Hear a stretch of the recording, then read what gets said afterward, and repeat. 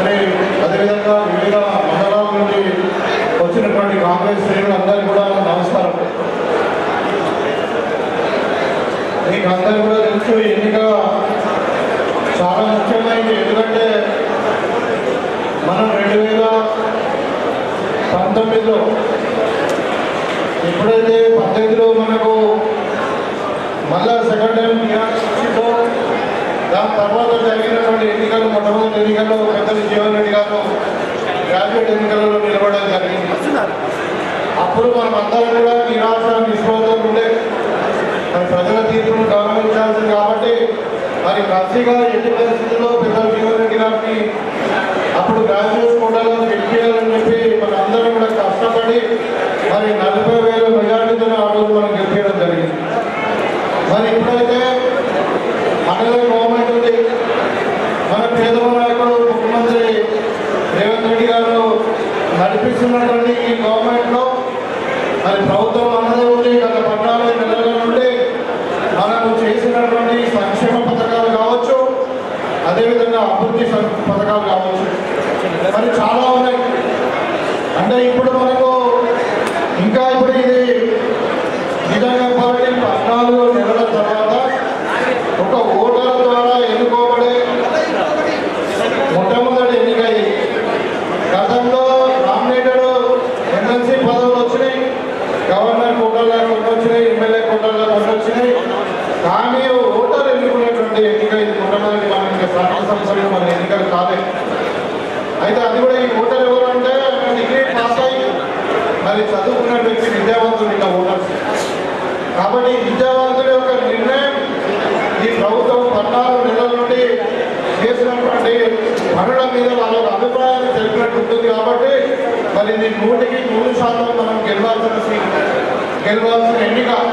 మనం అధికారంలో లేనప్పుడే జీవన్ రెడ్డి గారికి 40,000 మెజార్టీలను గెలిపించడం. మరి ఇప్పుడు మనము అధికారంలో ఉండి మనం 14 నెలలు చేసినటువంటి పనులు మనం చెప్పుకున్న తర్వాత మరి ఖచ్చితంగా మనము ఏమాత్రం అనుమానం లేకుండా ఇప్పుడు ఎమ్మెల్సీ అభ్యర్థి నరేందర్ రెడ్డి గారిని మనము 1వ నంబరు అంటే ఆయన సీరియల్ నెంబర్ 2, కానీ అక్కడ మనం ఓటర్ బ్రాకెట్లో మనం 1వ నంబర్ ఫస్ట్ ప్రిఫరెన్స్ కింద 1 అని మనము ఆల్ఫాబెట్ మన ఏది 1 అని రాయాలి.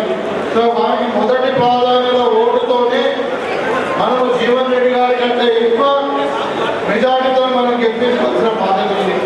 ఎందుకంటే ఇంటర్నేషనల్ ఓటీ మరి సామాన్య ప్రజలు ఏమనుకుంటా ఉన్నారు, మరి చదువుకున్న వాళ్ళు ఏమనుకుంటున్నారు అనేది ఇక్కడ సమస్య వచ్చినప్పుడు చదువుకున్న వాళ్ళు ఖచ్చితంగా కాంగ్రెస్ పార్టీకి ఓటేసి మరి రేవంత్ రెడ్డి గారి నాయకత్వంలో నడుస్తున్నటువంటి కాంగ్రెస్ పార్టీ ప్రభుత్వాన్ని ఎండార్స్మెంట్ ఇచ్చినట్టు అవుతుంది. కాబట్టి ప్రతి ఒక్కరు ఇవాళ ఉదాహరణకి ఇప్పుడు మన జిల్లాలో 30,000 ఓట్లు ఉన్నాయి.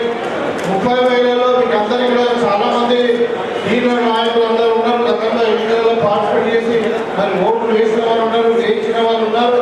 మీకు అందరూ కూడా నేను కోరుకునే మనం ఇప్పుడు మండల వైద్యం ఇస్తున్నాం, బూత్ వైద్యం ఇస్తున్నాం. మీరు కానీ మరి గ్రామ స్థాయిలో గ్రామం వారిగా తీసుకుని దాన్ని సెగ్రిగేట్ చేసి మరి గ్రామంలో ఎన్నున్నాయి. ఒక గ్రామంలో 30 ఓట్లు ఉంటే మరి 30 ఓట్లు కూడా మరి ఓటర్ మ్యాపింగ్ చేయాల్సిన అవసరం ఉంది.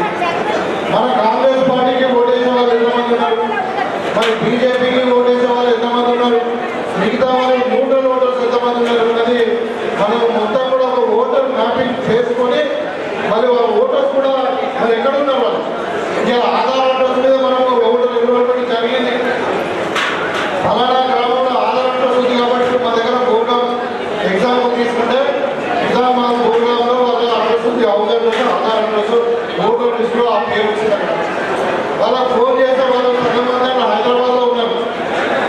సో వాళ్ళని మనం ట్రేస్ అవుట్ చేసి వాళ్ళతో మాట్లాడి మరి వాళ్ళు న్యూట్రల్ ఓటరా, మన కాంగ్రెస్ పార్టీ ఓటరా, మరి బీజేపీ ఓటరా మనం ఐడెంటిఫై చేసుకొని మరి బీజేపీ ఓటర్ అయితే మనము వాళ్ళను వదిలేసి మరి మిగతా న్యూట్రల్ ఓటర్స్ మనం తెచ్చుకొని ఓటు వేయించుకునే బాధ్యత మన మీద ఉంటుంది.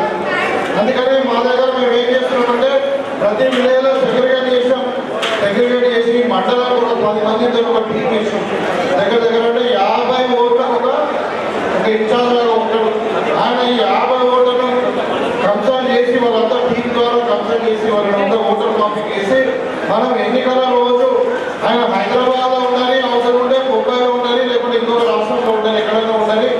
ఆయన మనము మరి పట్టుకొని వచ్చి మన బూత్ దగ్గర ఓటేపించుకునే పరిస్థితి మనము తీసుకొచ్చినప్పుడే మనకు ఓటింగ్ శాతం పెరుగుతుంది. మరి అప్పుడే లాస్ట్ టైం మనము పెద్దలు జీవన్ రెడ్డి గారి ఎన్నికల్లో మా కాన్స్టిట్యూన్సీలో అంటే 95% ఓటింగ్ ఇచ్చినాం. 95% ఓటింగ్ ఇచ్చినాం.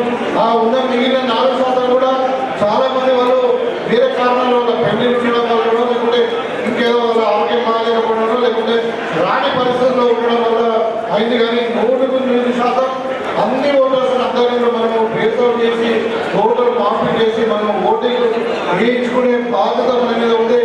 నాకు తెలిసి ఇవాళ మనము ఉద్యోగాలు తీసుకున్నాం, ఉద్యోగులందరూ కూడా ఓటర్స్, వారందరూ కూడా హ్యాపీగా ఉన్నారు. ఇలా ప్రభుత్వం 1వ తారీఖు నాడే మరి మనకు ఉచితాలు ఇస్తూ ఉన్నది. వాళ్ళందరూ కూడా డిఏలు ఇచ్చినాం, వాళ్ళందరూ కూడా మరి ప్రమోషన్ ఇచ్చినాం, ట్రాన్స్ఫర్స్ ఇచ్చినాం. 10 సంవత్సరాల నుండి ఎక్కడ చేయలేదు. టీచర్స్ కూడా అదే, టీచర్ కూడా ఓటర్స్ ఇందులో వాళ్ళకి సపరేట్ ఎన్నిక ఉన్నప్పటికీ గ్రాడ్యుయేట్లో వాళ్ళు కూడా ఓటర్సే.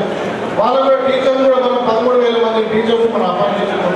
వాళ్ళకు 10 ఏళ్ళ నుండి పెండింగ్ ఉన్నటువంటి ట్రాన్స్ఫర్ చేసినాం. ఇవాళ మనం మొత్తం దగ్గర 60,000 మంది మన నిరుద్యోగులకు కూడా మనం ఉద్యోగాలు ఇచ్చినాం. వీళ్ళందరూ కూడా ఖచ్చితంగా కాంగ్రెస్ పార్టీకి ఓటేస్తారని నేను భావిస్తా ఉన్నాను.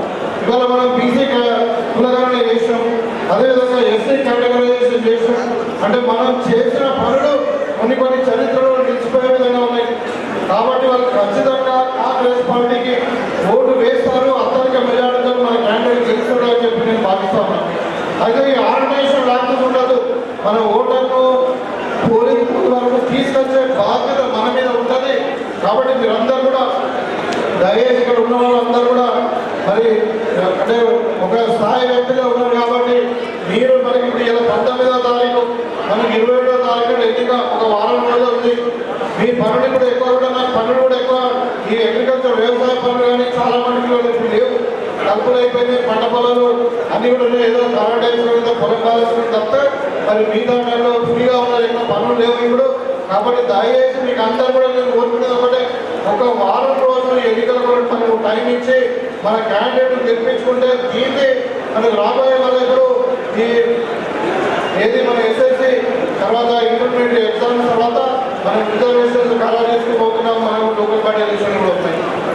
కాబట్టి ఈ లోకల్ బాడీ ఎలక్షన్లో దీన్ని ఎఫెక్ట్ పడుతుంది.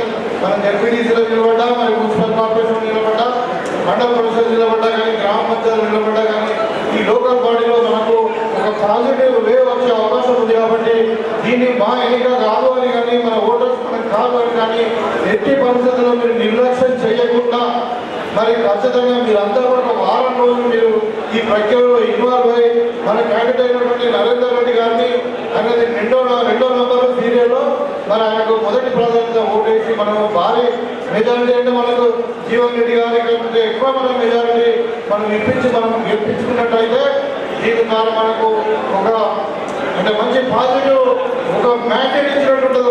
ఇది ఒక ఏమంటారు ఇంటలెక్చువల్ ఓటు చదువుకున్న విద్యావంతులు కాంగ్రెస్ పార్టీకి మరి చేస్తున్నటువంటి పరిపాలన విధానాన్ని మనం చేసిన పనులను ఎండార్స్మెంట్ ఇచ్చినట్టుంది. కాబట్టి ఒక రెఫరెండం లాగా పనిచేస్తుంది. కాబట్టి ఇవాళ మనం చూస్తూ ఉన్నాం, ఏమి చేయని వాళ్ళు ఏమంటే ఏమి కూడా వాళ్ళ ప్రణాళిక ఏదో తెలియదు, వాళ్ళ ఎలక్షన్లో వాళ్ళు ఏం ప్రామిస్ చేసినో తెలియదు.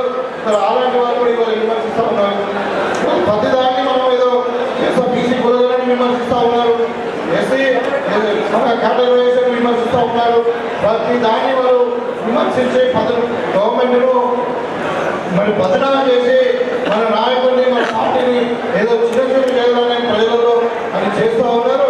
మనం రైతులకు చాలా చేసాం, మనకు చదువుకునే విద్యార్థులకు బాగా చేసాము, ఇవాళ ఉద్యోగులకు చేసాము, అన్ని విధాలు మహిళలకు అన్ని విధాలు మనము అన్ని రంగాల వారిని ఆదుకునేదానికి మనం ముందుకు పోతున్నాం. కాబట్టి తప్పకుండా ఈ ఎన్నికల్లో మరి కష్టపడి మనం గెలిపించుకోవాల్సిన బాధ్యత మన అందరి మీద ఉన్నాయి. నేను మరొకసారి మన ఓటర్స్ కాదు, మనకేం సంబంధము, మన ఎన్నిక రాబోయే కాలంలో మేలను ఏప్రిల్ ఉన్నది, మనకు అవసరం లేదనే ఆలోచన రాకుండా ఇది మన బాధ్యత. ముఖ్యంగా ప్రతి కాన్స్టిట్యూన్సీలో ఎవరైతే మనకి ఇన్ఛార్జీలు కోఆర్డినేటర్లు ఇచ్చారో వాళ్ళందరూ కలిసి మనం ఎక్కువ శాతం మెజారిటీ ఓట్లు మనకు వచ్చి మనం వాళ్ళందరూ కూడా ఓటర్ బూత్ వరకు తీసుకొచ్చి మనం ఓట్లు వేయించుకునే బాధ్యత మనం తీసుకోవాలని చెప్పి కోరుకుంటూ మీ దగ్గర సెలవు తీసుకుంటా ఉన్నాను. జై కాంగ్రెస్.